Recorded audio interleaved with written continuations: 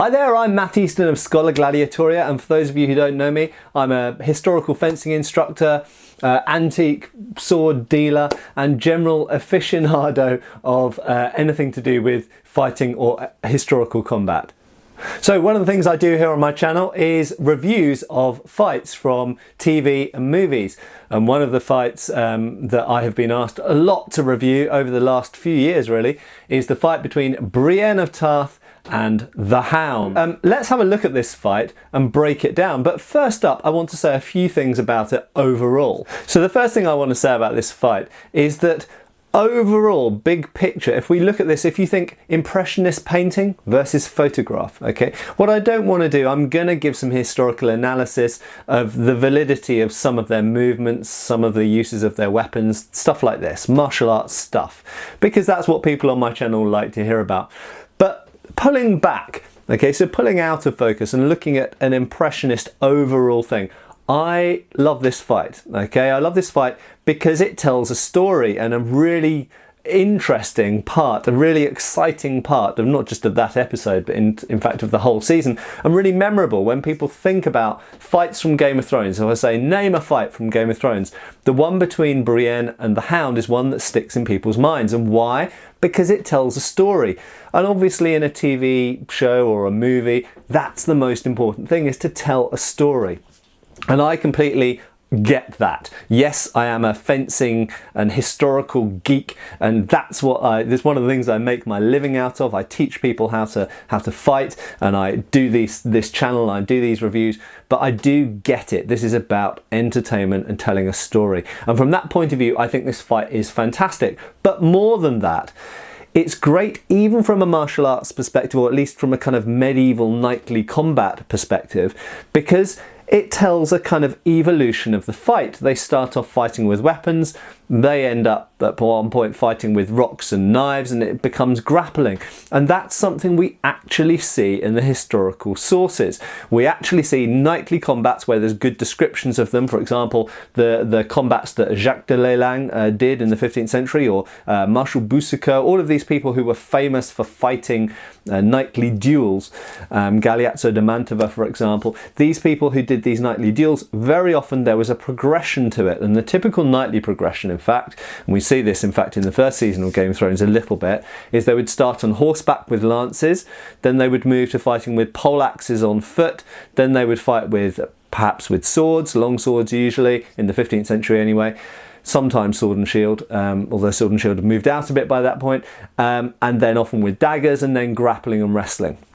So there's this progression from being fully armed and on your horse to then being on foot with the best weapon you've got, which is the poleaxe or a spear in some cases, then being with the secondary weapon on foot, which was the sword, and then coming into grappling range. And obviously at grappling range in a medieval context, usually a knife or a dagger is involved, and sometimes that might be disarmed and then it becomes grappling, and it might sometimes go to the ground and turn into ground fighting. So although we don't see all of that in this fight, we see a little bit of it, a glimpse of it. We see something that's essentially a duel with swords that becomes a rough and tumble, realistic fight. And for me, that's why this is so good, because although a lot of the sword moves are not very good, and I'll go into some detail on that in a second, the actual spirit of the fight looks like a fight. It's actually bloody and brutal. It's not ballet, it's not, you know, it's not LARP, it's not choreographed, or it is choreographed, but it doesn't necessarily look very choreographed. It actually looks relatively brutal. And this is something that the show does really badly with some characters, but does well with some characters, some other characters. And I think with generally speaking, with the Hound, they do actually manage to do it fairly well. Okay, right, so let's actually look at the fight and breaking it down piece by piece.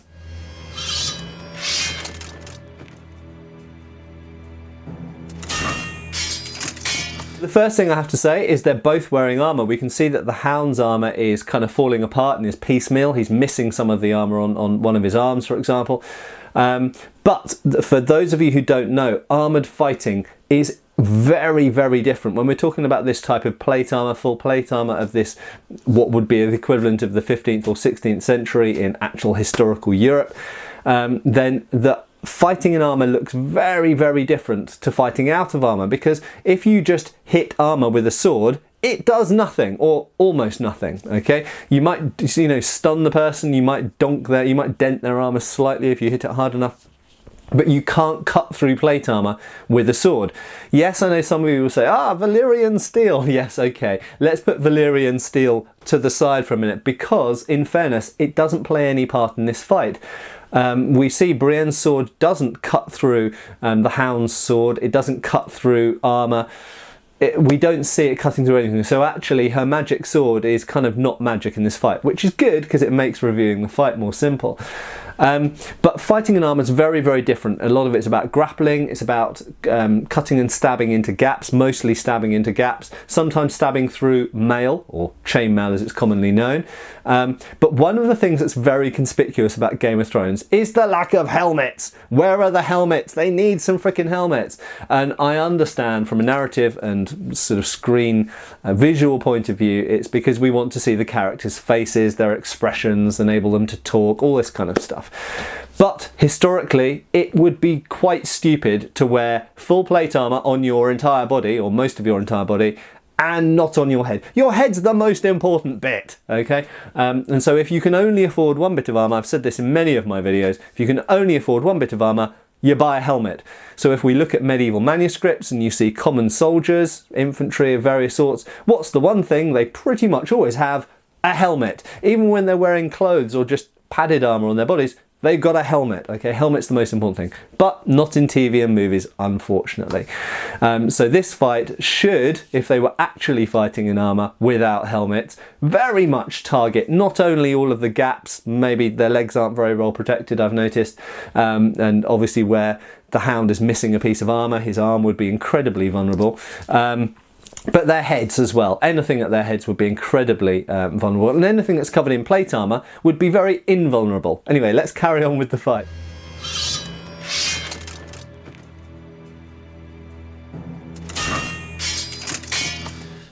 So the first thing to say is they start this fight incredibly close to each other.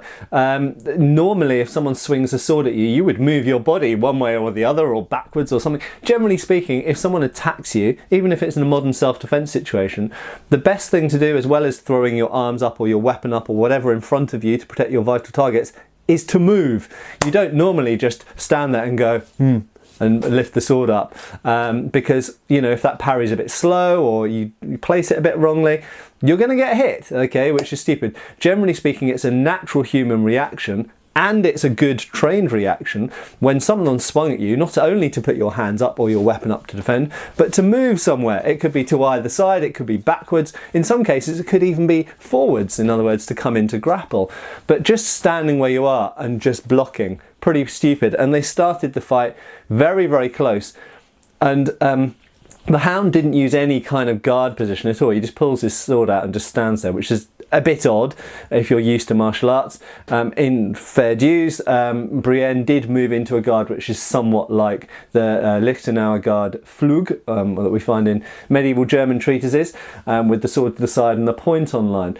But then she didn't really use it for anything useful. She just went parry, okay, without moving. Anyway, let's carry on with the fight.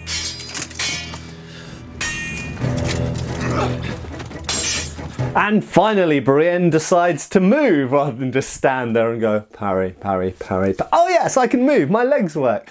So she runs off, and bizarrely, the Hound, who's supposed to be a very experienced and skilled swordsman, hits some rocks. Not really sure why he did that, but let's give the benefit of the doubt. Let's just assume that it was this close to Brienne. He just missed her leg and just caught the rocks. But his sword, remember now, is a little bit blunted, because of course, if you hit rocks with a sword, it blunts the sword, okay? But anyway, let's carry on with the fight. Well, I like that. I like the fact that the swords are involved, but the choreographer has remembered, they've got limbs as well. And this is exactly what we see in historical treatises. So the fact that he's fighting with a sword and then he sees an opportunity to thump Brienne in the side of the head, great stuff. Good. That's what we want to see more of.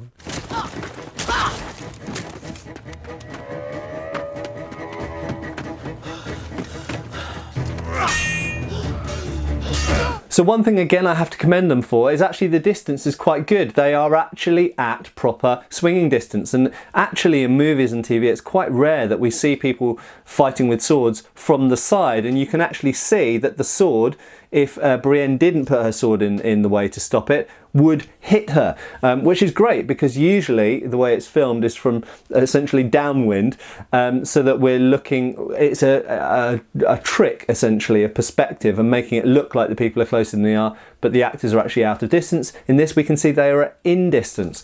I would criticise the way that Brienne is blocking. She's doing very kind of what's sometimes known as static blocks. They're not theoretically wrong. You could say that anything that blocks an incoming attack is right, because it's stopping her from being hit, so in that sense it's right.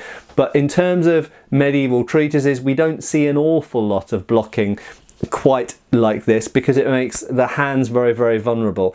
We do see blocking like this in later systems like basket-hilted broadsword, backsword, sabre, things like this, where you've got hand protection. Okay, so swords like this where you've got a decent level of protection in front of the hand. Yes, indeed, you do see more blocks like we see in the show here. But with long swords, it tends to be more angled behind the crossguard, or it tends to be more deflecting or cutting into a cut, things like this. But, you know, I'm not going to massively criticise that. But best of all, this little exchange is finished off again with a kick. And yes, that's absolutely great. We see this in treatises. You can see just here, this is from Fiore de Liberi's Fior di Battaglia from 1410. Love my Italian accent there. I know it's bad. But absolutely, if you can make the person's weapon go high, then of course you can knee them or kick them. And this is not necessarily done by itself to wound them, because the kick is not going to be hugely effective, especially with armour on. But the kick might hurt them or unbalance them enough that you can then hit them in the high line again with the sword, or indeed, if they're standing on the edge of something, you might kick them and they might fall over. So there's all sorts of purposes to the kick. And in the historical treatises, we see kicks aimed at the knee, we see them aimed at the groin predominantly, okay? Not normally higher than that, and in fact groin kicks are fairly rare, okay? Most kicks are knee and below, like we would see in Wing Chun, for example. But this is absolutely great. It's great that the fight choreographer has remembered that people have hands and elbows and knees and feet and heads and everything else that you can also use within the context of a sword fight. But remember, those are to create openings to stab or cut the person or pommel the person with the sword, okay? Because ultimately the punch or the kick or whatever is not going to kill the person or incapacitate the person. The sword will. But you can create openings with the other bits of your body. So great stuff. Right, so these leg cuts, they're kind of given in the wrong way. So normally the general rule is if someone cuts at your lower leg, all you have to do is move that lower leg backwards at the exact same time as hitting them in the head. So in this scenario, Brienne could have finished the fight. She could have chopped the Hound's head straight in half, simply because when he came down low, instead of putting her sword down low to block it, she could have just moved her leg back a bit and gone straight into the head in what we call tempo, or one fencing time. However, sometimes it's a good idea to block, sometimes you don't think to move the leg in time, and all you can do is just stick the sword in the way. So that's fine, I don't have a big problem with this, just pointing it out really for your interest. Again, another great use of the fist. Right, the swing was a bit over-exaggerated there. They both kind of like this, as if the weapon is really heavy. Now, in fairness, these replicas made for the TV show may be really heavy, but I don't know, because I actually know someone who may have possibly made some of the things for this show, and I know that some of the swords in that show are actually quite light and quite well made.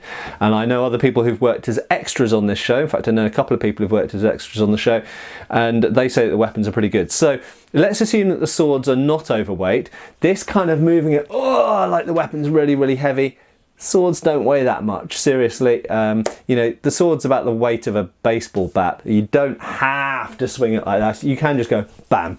And of course, the difference between a blunt weapon and a sharp weapon is just going smack with a sharp weapon is hard enough to lop bits off people. Certainly enough to kill someone if you hit them in the head. You don't have to bring it all the way back here in order to charge up a swing like you would do with like a baseball bat or a golf club or something. So this kind of over-exaggerated swinging is not, I mean, it can be realistic if they were extremely tired, but I don't think they're supposed to be that tired yet. But generally speaking, it's something we find in TV and movies that is because the public expects swords to be swung in a certain way, in a slightly cumbersome way. And this is to do with public expectation and people thinking they know what a sword fight should look like. In reality, they shouldn't be swinging the swords quite like that.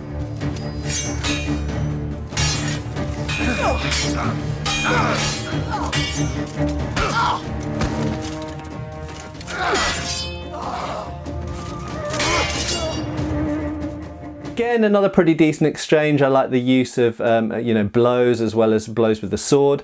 And the blocks, Brienne's blocks are a little bit kind of vertical, a bit angular, a little bit static for a longsword, making her hands very vulnerable, especially if she's not wearing gauntlets. Why do you wear full armour and no helmet and no gauntlets? Just for anybody who doesn't know, in HEMA, in historical fencing, the things that get hit the most are heads and hands. And what are the two things that they haven't protected? Their heads and their hands. It's crazy. Anyway, but no, more or less okay exchange. It does look like movie fighting. It doesn't look like historical longsword fighting, but it's fine. Let's carry on.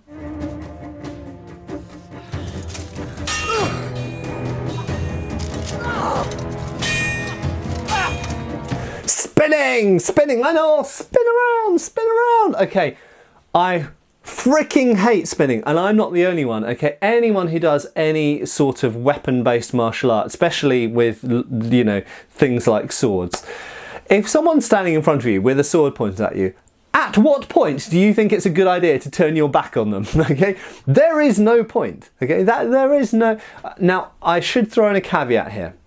I have a good friend and he did Kung Fu for many years and was an assistant teacher, and he became a student of mine and trained for many years in HEMA, and he occasionally successfully used spins during sparring. However, it was unsuccessful far more than it was successful, and in a real life or death encounter with sharp weapons, it is such a bad idea.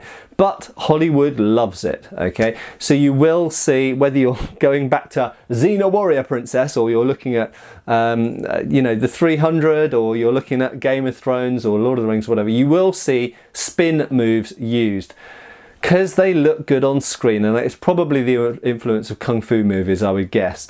But generally speaking, really bad idea, and it's a bit overused here. But generally speaking, it hasn't been used so much in this fight, so I don't have a huge problem with it. But please, no more spinning! It looks silly, to me anyway. It looks silly, and it's a really, really bad idea in a real fight with swords. Anyway, let's carry on. And again, really good use of a kick in the right time as well. You should launch an attack high so the person's weapon goes high.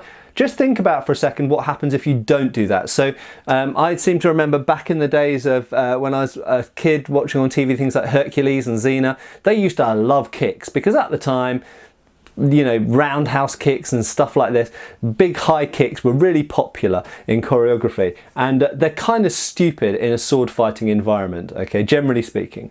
I do know one person in America who's quite good at slipping high kicks into competition and stuff like this, and has pulled it off successfully. So it can be done. I won't say it can't be done, but generally speaking, for most people, it's a bad idea. Why? Because if you're both standing there with swords, and one person aims, say, a kick at your chest, what's going to happen? You're going to go, ah, there's a leg coming towards me. Chop. Not so good for your leg, is it? So, you know, and certainly assuming the leg is not armoured. If it's armoured, maybe you could get away with it. But there's another reason why you don't want to do high kicks, and that's because it makes you very vulnerable to grappling, counter-grappling, and a person just going in, taking the kick, and putting you on your back. Now, putting you on your back if it's in BJJ, if it's in modern cage fighting, is not so bad because you can fight from your back. Being put on your back if the other person's holding a sword, not so good, because they put you on their back and then they go stab, stab, stab, stab, stab, and you're dead. Okay, so ending up on your back on the floor while the other person's still standing up, really bad idea in armed weapon-based martial arts. So high kicks, bad idea. However, in this they did it okay, because they gave the threat high, so the person's weapon is occupied defending high, and then they got kicked, boom, bam. And that was, that was exactly the right thing to do at the right moment. Just doing the kick without the threat of the sword wouldn't have been good. So this was good. Well done, Brienne.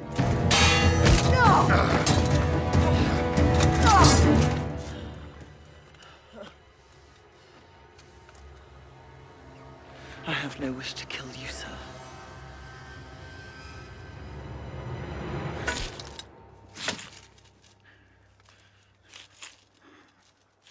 So for me, as soon as I saw this, I was like, they've watched Rob Roy. And it's a bit like a homage to Rob Roy. Now, that's not the only film where they've used the grabbing of the blade, but it's certainly, amongst people who like sword fighting in movies, it's probably the most famous example.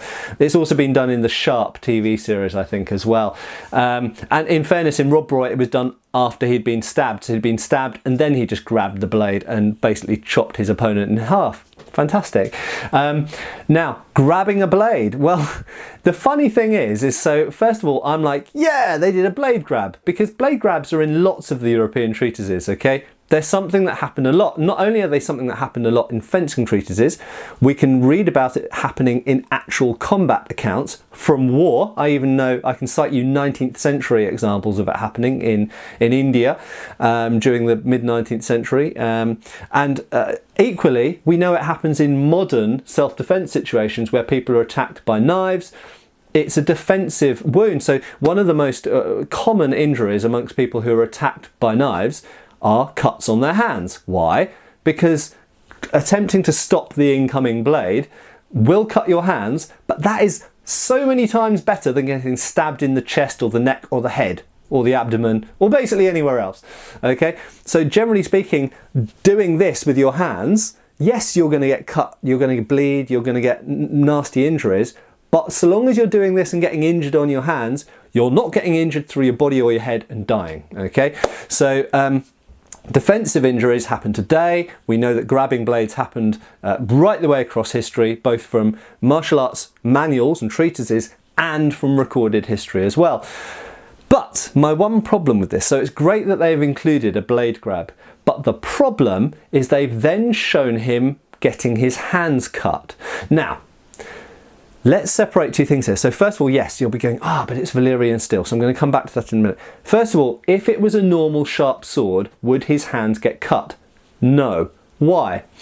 Quite simply because swords aren't razor blades. They can be made very, very sharp, but the edge geometry, that is the planes that the steel edge meet at, are much broader, much larger angle than with something like a razor blade, or indeed broader than something like a kitchen knife, because the sword is thicker. Okay, so if the sword is, say, 3, 4, 5 millimeters thick at the spine, that means you have usually an edge angle on a European longsword of something like 40 degrees, which is a lot bigger than a sort of 20-degree angle on something like a kitchen knife, and much bigger, obviously, than a very thin razor blade. There is a reason that razor blades are thin, and that is the reason. And just with pressure alone, it's extremely unlikely that it would cut the hound's hands. In order to cut the hound's hands, what you'd have to have is a push or a pull.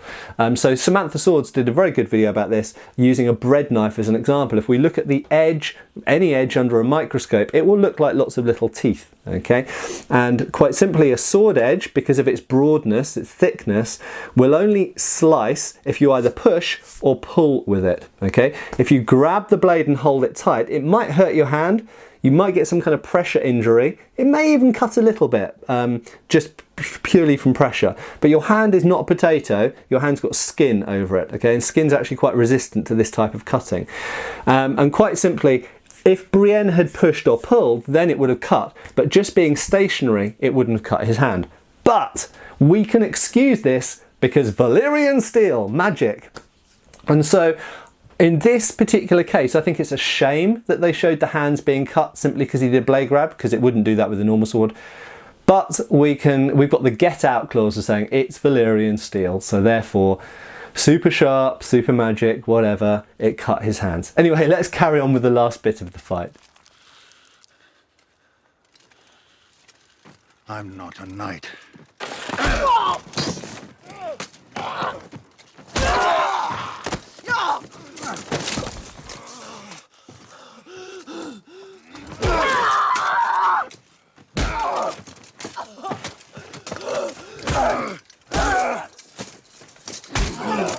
Punching, kicking, throwing, headbutting, all good stuff. I haven't got anything to add about this. It's all nicely done, well choreographed, I think anyway. The kicks are good. It's nice that they're showing kicks to specific locations which would cause pain and disorientation, this kind of stuff. Punching, it's fine. Punching to the face wasn't done very much in medieval Europe as far as we can tell, because obviously when you punch someone really hard in the head with a fist, you often mess up your hands and you need your hands to hold weapons. Headbutting, yeah, fine, it's the Hound. But anyway, it's all good. Let's carry on.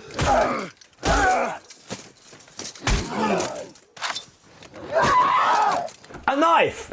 Okay, that's great. I mean, in a way, actually the knife should have come out sooner really, shouldn't it? So the Hound has spent all this time kind of beating on Brienne with his feet and his hands and his head and everything else.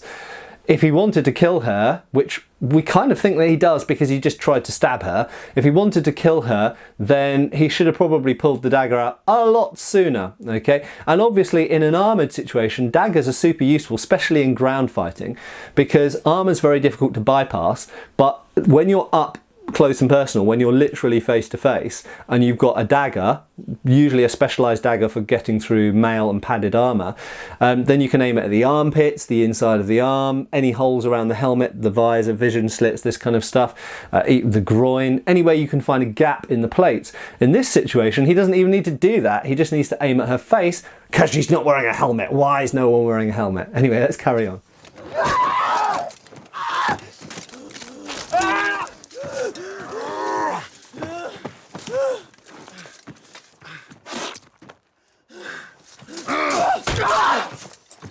So I love the use of a rock, that's absolutely great, but there's one bit of technique here which was actually good, martially good. So, you know, Brienne's got a rock and the Hound's got a dagger. So actually, he's still far better armed. He still has the advantage. Okay, he's had his ear bitten off, which probably hurts, but he's still got the advantage because he's got a knife. Any one stab into an unarmoured part of her would finish this fight. Whereas the rock, really, yes, okay, you could say a lucky rock blow to the head could take him out, but he's got better reach, it's going to penetrate, obviously it's a dagger, so he's definitely better armed. And he takes a stab at her. I'm not really sure what he was aiming at. I suppose we could assume the armpit, which would be a viable target in armoured fighting, definitely. And Brienne did something which was martially sound. She closed in, and this is great. This corrects what we saw at the beginning of the fight, where she just stood there stationary going block, block, block, block, block, when she should have been moving every time she blocked. In this situation, the knife was swung at her, and the best thing to do is move sideways, move forwards, or move backwards. Not stand where you are, because remember, the person's aiming where you are, so move to somewhere that they're not aiming at the same time as you're doing things with your hands. It's great. We've got an upper half and a bottom half, and we can move our legs can move us around as our upper half does other things. It's great. We're multitaskers. So she did the right thing. She closed in and grappled with him, essentially closer than the range that he could conveniently use the knife in that grip. And notice that he has it in a point up grip rather than an ice pick grip. If he hadn't an ice pick grip at that range, it would actually be better, because you can still stab someone very, very close in an ice pick grip, and it's a little bit more tricky when you've got the point up grip. But anyway, she did the right thing. Let's watch the last bit.